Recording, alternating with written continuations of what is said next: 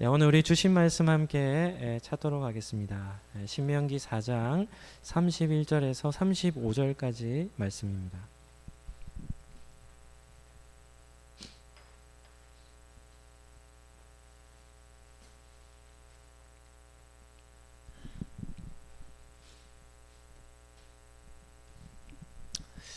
우리 넉 절 말씀인데요.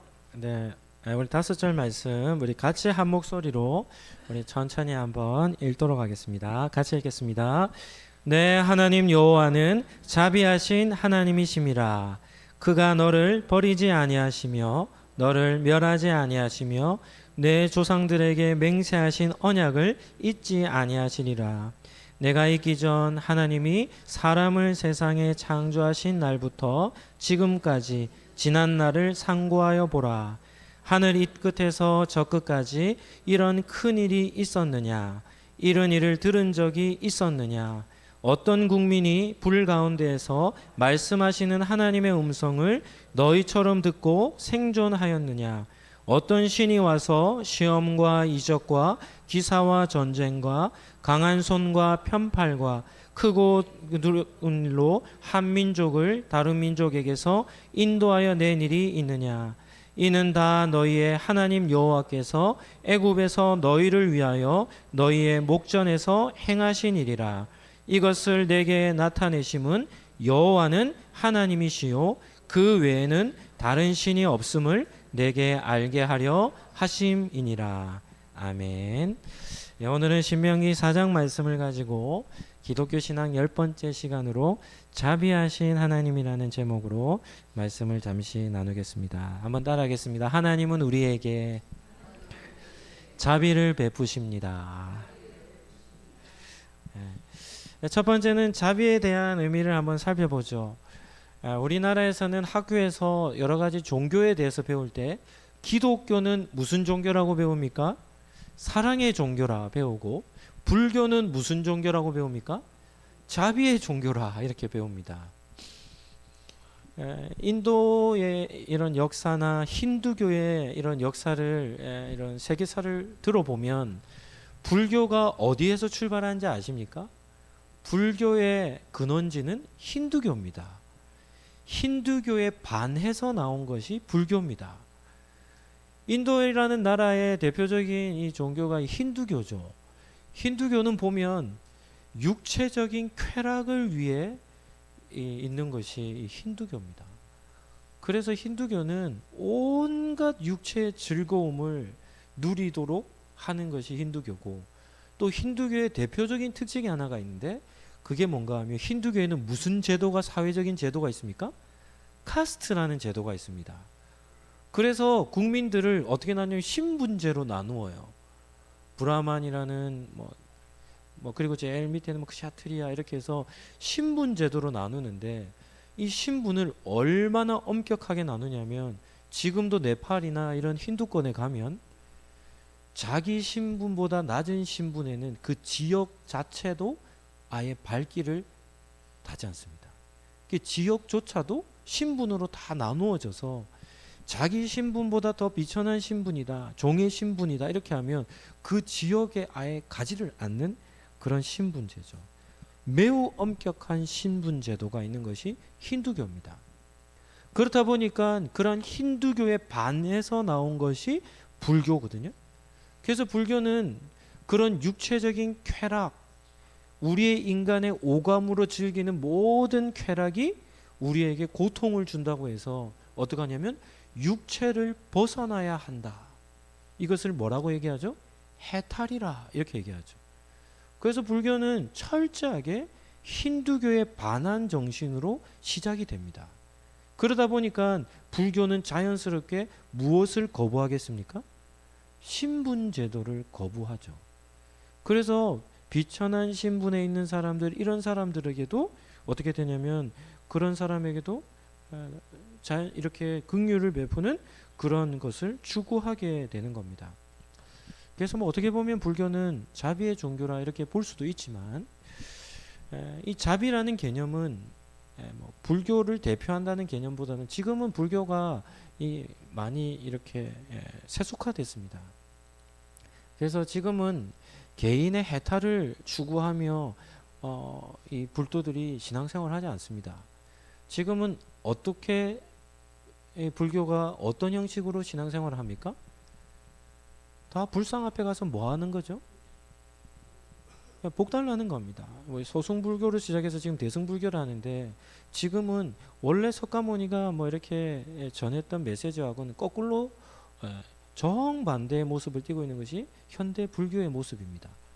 그래서 불교도 신자들이 뭐 세상의 어떤 육체적인 것을 이렇게 거부하고 그런 것을 벗어나고자 하지 않고, 지금은 세상의 복을 오히려 더 추구하며 기복주의로 전락해버린 것이 현대 불교죠.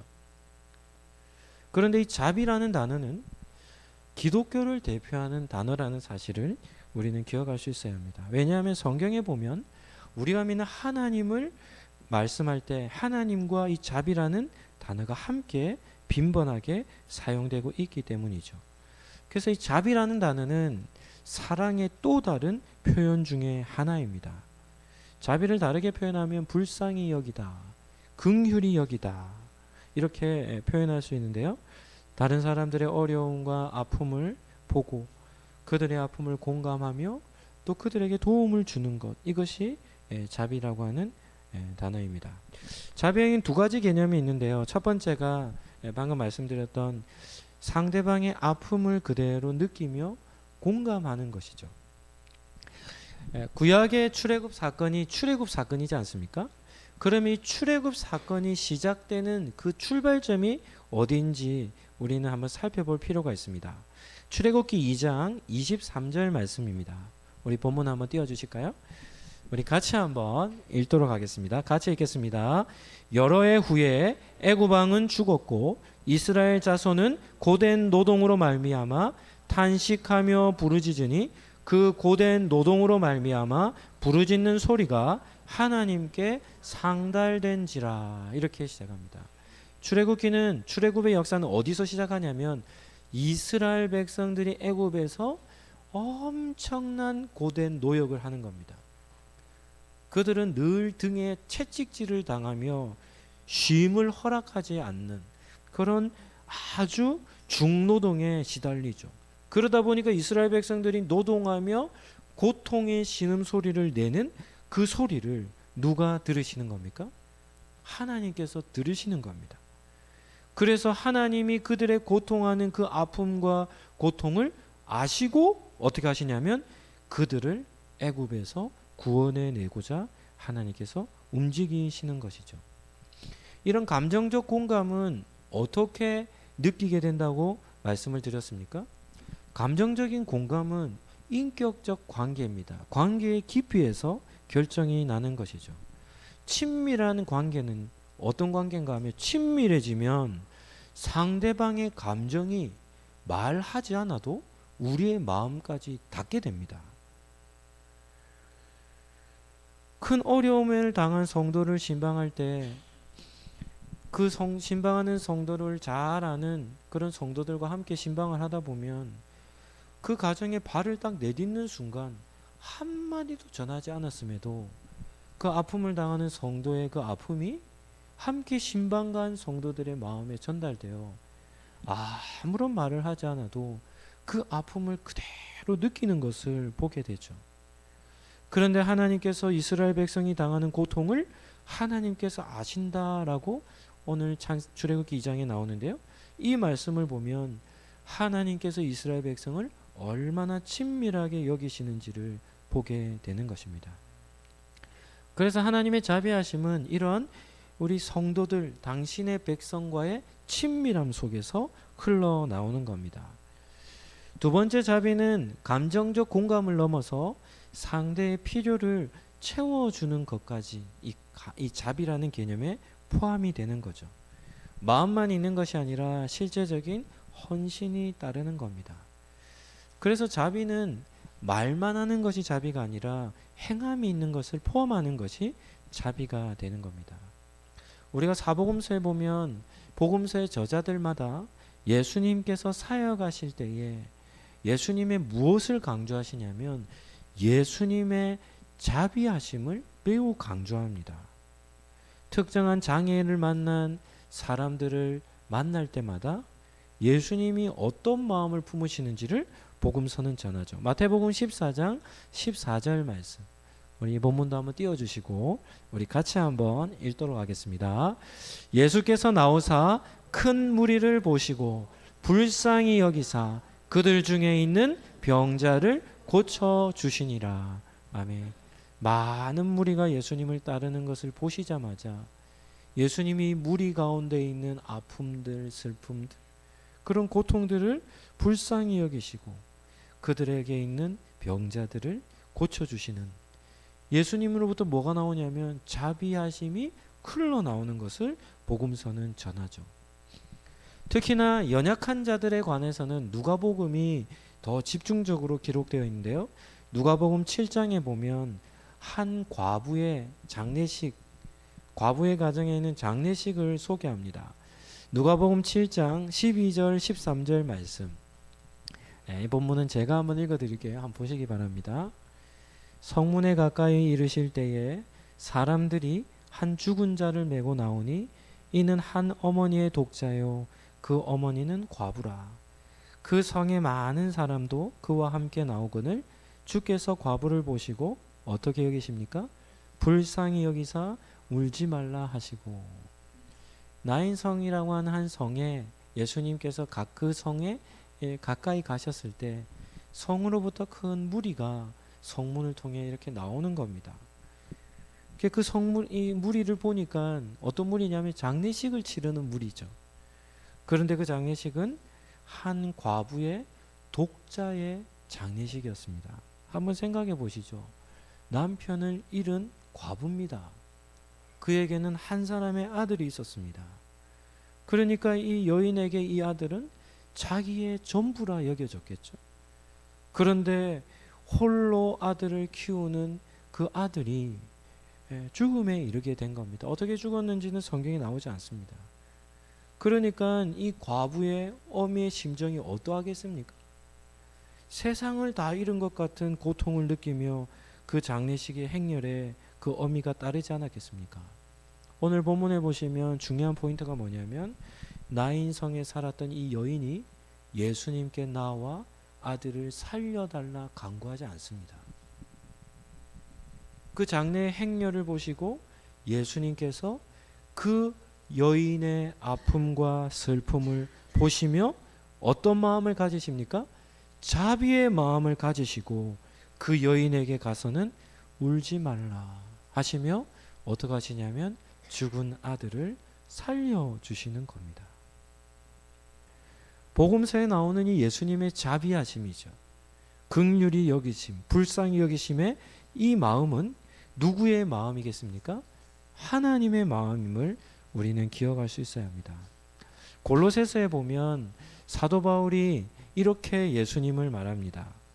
예수님은 보이지 않으시는, 한번 따라하시죠. 하나님의 형상이다. 하나님은 우리가 눈에 보이지 않지만 그 하나님의 모습이 누구에게서 볼 수 있다는 겁니까? 예수님에게서 볼 수 있다는 겁니다. 그래서 예수님의 사역하시는 모습을 보면 누구의 모습이 보이는 것이죠? 하나님의 모습이 보인다는 것이죠. 그래서 복음서에 나오는 예수님의 자비하심은 곧 하나님의 자비하심을 보여주는 겁니다.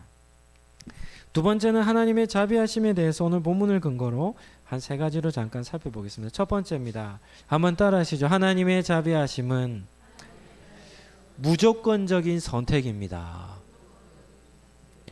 32절에 보시면 네가 있기 전 하나님이 사람을 세상에 창조하신 날부터 이렇게 나오죠. 하나님께서 왜 이스라엘 백성을 구원해 주셨습니까? 그들의 선조였던 아브라함과 맺은 약속 때문, 언약 때문이었습니다.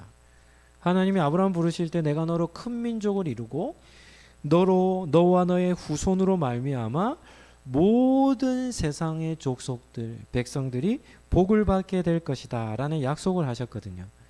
그리고 야곱의 때에 70명의 가족들이 애굽으로 내려가게 되었고 그로부터 400년 동안 애굽에 거하며 이스라엘의 역사가, 놀라운 역사가 그 땅에서 일어났는데 70명의 가족이 얼마로 번성인지 압니까? 200만 명, 더 많게는 300만 명이 넘는 수로 번성하게 된 겁니다. 그러니까 하나님께서 이 아브라함이라고 하는 후대들의 인큐베이터로 삼았던 것이 애굽이었고, 그 애굽에서 이스라엘 백성들은 400년 동안 수백만 명에 이르는 부산 인구쯤 되는 사람들로, 민족으로 크게 번성하게 된 것이죠. 여기에서 우리는 큰 은혜가 있습니다. 하나님께서 아브라함을 택하시고 그의 후손인 이스라엘을 택하셨다는 말은 무조건적인 선택이었다는 겁니다. 신명기 7장 7절 8절 말씀에 보면 모세가 하나님께서 이스라엘을 택하신 이유에 대해서 기록을 하고 있습니다. 한번 본문을 띄워주시죠. 제가 한번 읽어드리겠습니다. 여호와께서 너희를 기뻐하시고 너희를 택하심은 너희가 다른 민족보다 숫자가 많기 때문이 아니라 너희는 오히려 모든 민족 중에 가장 적으니라. 여호와께서 다만 너희를 사랑하심으로 말미암아 또 너희의 조상들에게 하신 맹세를 지키려 하심으로 말미암아 자기의 권능의 손으로 너희를 인도하여 내시되 너희를 그 종되었던 집에서 애굽 왕 바로의 손에서 속량하셨다라는 겁니다. 모세가 전한 이 메시지는 정말 중요합니다. 만약에 조건적으로 하나님이 선택하셨다면 이스라엘 백성 선택하셨겠습니까? 안 하셨겠습니까? 하셨을까요? 안 하셨을까요? 신명기는 언제 쓰여진 책입니까? 광야 40년의 마지막에 쓰여진 책입니다. 이스라엘 백성이 걸었던 40년의 광야 여정은 민수기에 나오는데 어떤 여정이었죠? 계속해서 민수기에 보면 하나님이 기뻐하시는 일을 행한 적이 이스라엘 백성이 한 번도 없어요. 어떻게 하냐면 계속해서 하나님 앞에 반역하고 불순종하고 반역하고 40년 동안 광야에서 끊임없이 불신앙적인 삶을 살았던 것이 이스라엘 백성입니다. 골칫덩어리예요. 구제불능이에요. 그러하기 때문에 20세 이상 된 성인으로서는 여호수아와 갈렙을 제외하고는 한 사람도 가나안 땅에 들어가지 못했죠. 그런데 그런 엉망진창의 삶을 살았던 이스라엘 백성에게 신명기 7장 7절은 이렇게 말합니다. 여호와께서 너희를 기뻐하시고 너희를 택하심은, 한 번도 기쁘게 한 일이 없는 하나님 앞에서 끊임없이 불순종하고 반역했던 그들을 하나님이 어떻게 여기신다는 겁니까? 기뻐하시고 너희를 택하셨다는 겁니다. 조건으로 따지면 이스라엘 백성들은 하나님 앞에 선택받지 못할 사람들이었죠. 그런데 하나님은 아무런 조건 없이 그들을 택하셨다는 겁니다. 이것이 무엇인가 하면 하나님의 자비하심을 나타내는 것이죠. 그러하기 때문에 저와 여러분에게도 소망이 있습니다. 우리도 때때로 불순종하고 우리도 때때로 주변의 사람들에게 큰 상처도 입히고 우리의 삶의 모습을 보면 우리가 우리 모습을 볼 때도 한심하게 보일 때가 많지 않습니까? 그럼에도 불구하고 한번 따라하시죠. 하나님의 자비는 우리의 연약함보다 더 크십니다. 아멘입니까? 하나님의 자비는 우리의 연약함보다 더 크기 때문에 우리에게는 소망이 있고 그 크신 자비하심이 있기 때문에 우리를 선택해 주신 줄로 믿습니다. 두 번째입니다. 한번 따라하시죠. 하나님의 자비는 끝까지 책임지심입니다. 31절 말씀에 보면 내 하나님 여호와는 자비하신 하나님이라. 같이 한번 읽어볼까요? 그가 너를 버리지 아니하시며 너를 멸하지 아니하시며 내 조상들에게 맹세하신 언약을 잊지 않으신다는 겁니다. 우리가 앞에서 자비는 마음만 있는 것이 아니라 마음으로부터 시작해서 뭐까지 있다고 했습니까? 희생하는 헌신까지 있다고 했죠. 우리가 하나님을 신뢰하며 따라야 할 이유가 여기 있습니다. 하나님의 자비하심은 우리를 끝까지 책임져 주시는 은혜가 되기 때문입니다. 우리 성도님들 중에 지금까지 살아오면서 포기한 대상이 있습니까? 내가 아무리 노력해도 안 되는 겁니다. 그래서 포기한 사람들을 만나본 적이 있습니까? 때때로 우리의 한계를, 우리의 두 손 두 발을 다 들게 만드는 사람들을 만날 때가 있죠. 그래서 우리는 그 대상을 포기할 수 있습니다. 그러나 하나님은 그렇지 않습니다. 이스라엘 백성들 보시죠. 끊임없이 불순종하며 반역했지만 하나님의 자비하심이 그들을 버리지 않으시는 겁니다. 그들을 멸하지 않으시는 겁니다. 그들을 끝까지 책임져 주시는 그런 하나님을 볼 수 있는 것이죠. 한번 따라 하시죠. 당신의 삶은 하나님께서 책임져 주십니다. 아멘입니까? 무엇에 근거한 겁니까? 하나님의 자비하심에 근거한 겁니다. 마지막 세 번째입니다. 한번 따라 하시죠. 하나님의 자비는 특별한 돌보심입니다. 32절에서 34절 말씀, 중요한 말씀이니까 우리 천천히 우리 합독해서 우리 같이 한번 우리 한 목소리로 읽도록 하겠습니다. 시작. 내가 있기 전 하나님이 사람을 세상에 창조하신 날부터 지금까지 지나간 날을 상고하여 보라. 하늘 이 끝에서 저 끝까지 이런 큰 일이 있었느냐? 이런 일을 들은 적이 있었느냐? 같이 읽겠습니다. 어떤 국민이 불 가운데에서 말씀하시는 하나님의 음성을 너처럼 듣고 생존하였느냐? 어떤 신이 와서 시험과 이적과 기사와 전쟁과 강한 손과 편팔과 크게 두려운 일로 한 민족을 다른 민족에게서 인도하여 낸 일이 있느냐? 이는 다 너희의 하나님 여호와께서 애굽에서 너희를 위하여 너희의 목전에서 행하신 일이라. 아멘입니까? 모세가 지금 이스라엘 백성에게 뭘 전하는 겁니까? 이스라엘 백성에게만 주신 특별한 경험입니다. 이스라엘 백성은 애굽 땅에 내린 10가지 재앙을 눈으로 다 목격했습니다. 무시무시한 재앙을 하나님께서 애굽 땅에 내리시고는 애굽을 완전히 멸하신 것이죠. 그리고 그들을 시내산으로 이끄셨는데 시내산에서 하나님께서 언약을 맺으실 때 어떻게 맺으신 줄 압니까? 하나님은 저 멀리 계시고 이스라엘 백성은 시내산 아래에 있고 이렇지 않습니다. 하나님께서 모세에게 이스라엘 백성을 정결하게 하랍니다. 몸을 깨끗이 씻어 정결하게 하여 하나님께서 시내산 정상에 임하실 것을 준비하랍니다. 그랬는데 하나님이 시내산에 어떻게 임하셨냐면 시커먼 구름과 불타는 광경으로 하나님이 시내산에 임하시는 겁니다. 그리고 그러한 임하신 상태에서 이스라엘 백성들이 시내산 아래에 있죠. 땅을 울리는 큰 목소리로 그들에게 하나님이 직접 말씀하시는 것이죠. 그래서 이스라엘 백성들은 애굽 땅에서 눈으로 하나님의 행하심을 보았고 시내산 아래에서 하나님의 불 가운데 임하신 하나님의 말씀을 그들은 귀로 직접 들었습니다. 그래서 이스라엘 백성이 뭐라고 얘기한지 압니까? 모세에게 가서 이렇게 얘기합니다. 모세여, 하나님이 우리에게 직접 말씀하게 하지 말고 당신이 하나님 앞에 나아가 하나님의 말씀을 듣고 당신이 우리에게 하나님의 말씀을 전하도록 해달라는 겁니다. 이유가 뭡니까? 두려워서 직접 못 듣겠다는 거죠. 이렇게 하나님께서 이스라엘 백성이 허락하신 특별한 경험이 무엇에 근거한 거냐면 하나님이 그들에게 베푸신 자비에 근거한 겁니다. 매년 연말마다 오륜교회에서 다니엘 기도회라고 하는 것을 합니다.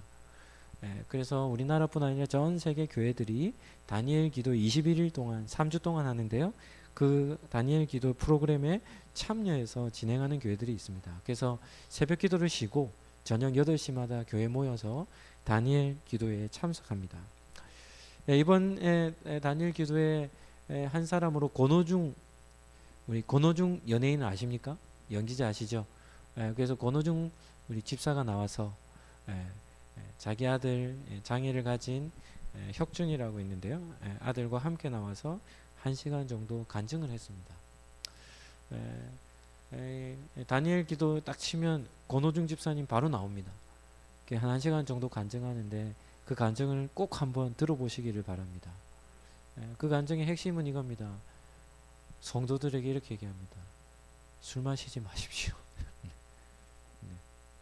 그 메시지 하나를 전하고자 나왔더라고요.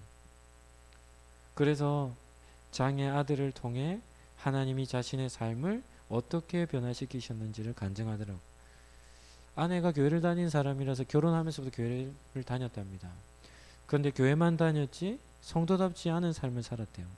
술을 너무 좋아해가지고 교회를 다니면서도 이 권호중 집사의 유일한 소원이 있었는데 그게 뭐냐면 지구상에 존재하는 모든 생맥주를 다 마셔보는 것이 그 사람의 소원이었답니다.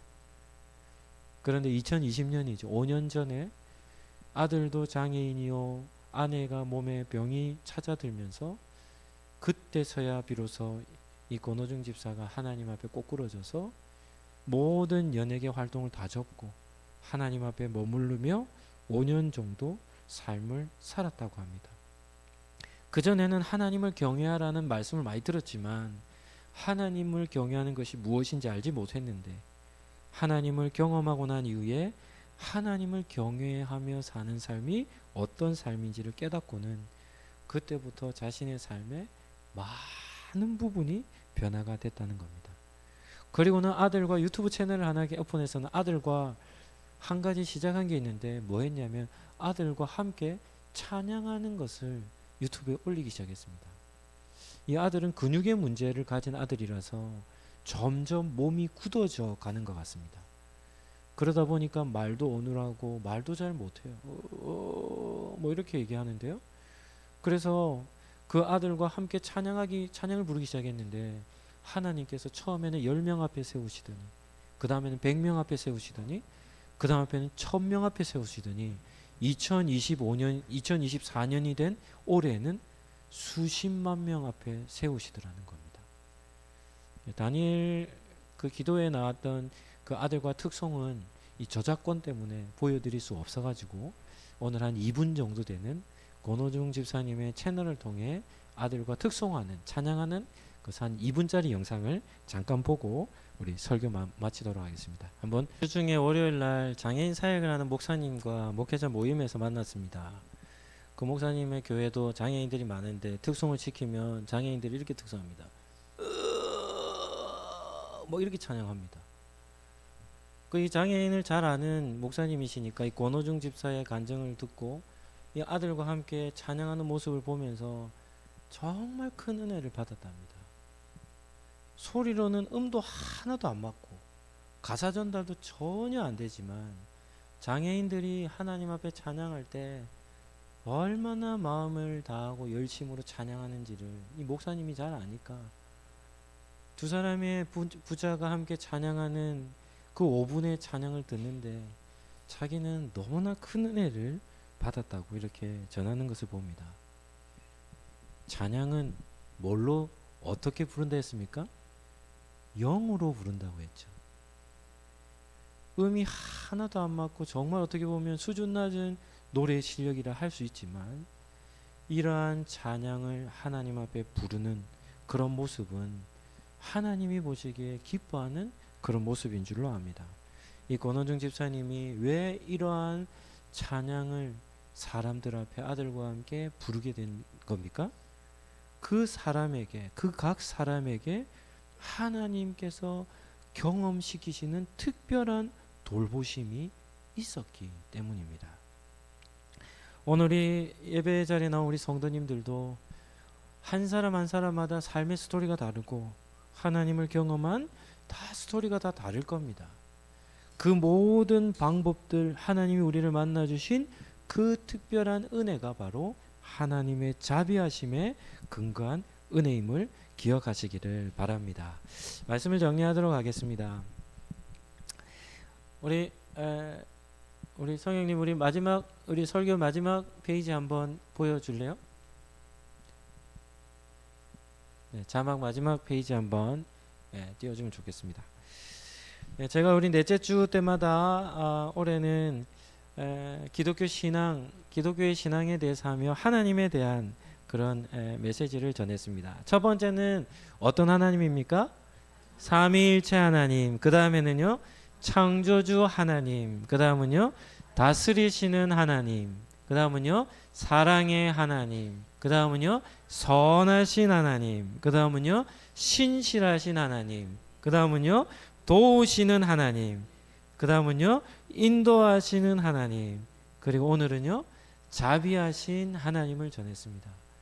성경에서 우리 하나님에 대해서 여러 가지 많은 표현들이 있는데 이러한 하나의 중요한 개념들을 우리가 간직해야 우리가 바른 믿음을 가질 수 있는 것이죠. 오늘 마지막 35절 말씀을 읽고 제가 한번 기도하고 마치도록 하겠습니다. 우리 35절입니다. 같이 읽겠습니다. 이것을 내게 나타내심은 여호와는 하나님이시요 그 외에는 다른 신이 없음을 내게 알게 하려 하심이라. 아멘입니까? 자비하신 하나님을 경험해야 유일하신 하나님이심을 우리가 믿게 된다는 것입니다. 구원자 되신 예수님의 은혜와 우리에게 자비를 베푸시는 하나님의 사랑과 우리에게 믿음 주시는 성령님의 교통하심이 하나님의 무조건적인 선택, 책임지시는 은혜, 특별한 돌보심을 간절히 사모하는 상록교회 모든 권속들 머리 위에 지금부터 영원토록 함께 있을지어다. 아멘.